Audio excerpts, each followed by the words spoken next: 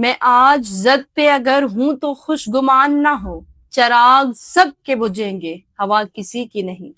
ظلم کے خلاف جتنی دیر سے اٹھو گے اتنی بڑی قربانی دینی پڑے گی، امام حسین علیہ السلام کا یہ فرمان ہے۔ میں کئی دنوں سے دیکھ رہی ہوں کہ سندھ میں ظلم، زیادتیاں، جبر کا شکار عورتوں کے کیسز جو ہیں وہ رپورٹ ہو رہے ہیں۔ یہ تو کچھ ایسے کیسز ہیں جو رپورٹ ہو رہے ہیں، اس میں سینکڑوں کیسز جو کہ رپورٹ نہیں ہوتے۔ میرے والد، دادا اور چچا کے قتل کیس کے فیصلے کے بعد سندھ میں جیسے سرداری نظام کو ایک ہتھی مل چکی ہے، سرداری نظام کو ایک موٹیویشن مل چکی ہے، ایک طاقت مل چکی ہے، ایک پاور مل چکا ہے کہ سندھ میں عورتوں کو آنر کلنگ کے نام پہ، کاروکاری کے نام پر قتل کیا جا رہا ہے، جس میں آپ سب گواہ ہیں۔ چمائلہ چانڈیو، روبینہ چانڈیو اور دو جتوئی برادری کی ماں بیٹی جن کو قتل کیا گیا، جن کا بھی واقعہ اس طرح سے تھا کہ لڑکی کی ماں رشتہ دینے کے لیے راضی تھی مگر ان کو قتل کر دیا گیا کہ ان کو حق نہیں ہے اپنی زندگی کا فیصلہ کرنے کا۔ اور اس میں پھر آخر یہی ہوگا کہ سردار وڈیرے بیچ میں آئیں گے اور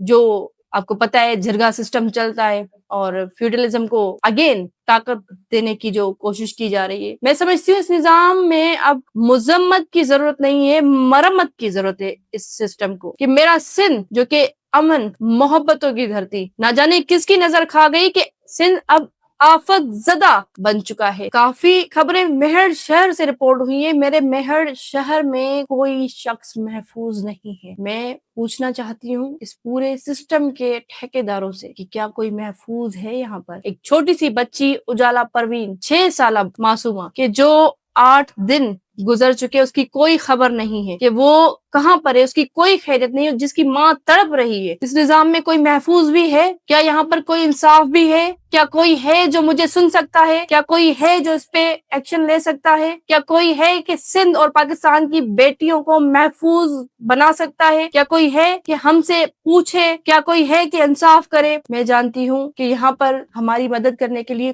کوئی نہیں آئے گا، مگر میں نہیں سمجھتی کہ آج سندھ کی بیٹیوں کے اس آواز پر کوئی لبیک کہے گا۔ آج وہ غیرت باقی نہیں ہے کہ کوئی بھی حکمران اٹھ کے بولے کہ میں سندھ کی بیٹیوں کے لیے حاضر ہوں اور میں ان غم، ان تکلیف، ان مشکلات سے سندھ کی بچیوں کو، سندھ کی بیٹیوں کو آزاد کراؤں۔ میں نہیں سمجھتی کہ کسی میں اتنی اخلاقی جرت اور غیرت باقی ہے۔ اگر ہے تو سندھ کی بیٹیاں، سندھ کی بچیاں انصاف کے لیے منتظر ہے، آپ کی آواز کے لیے منتظر ہے۔ شکریہ۔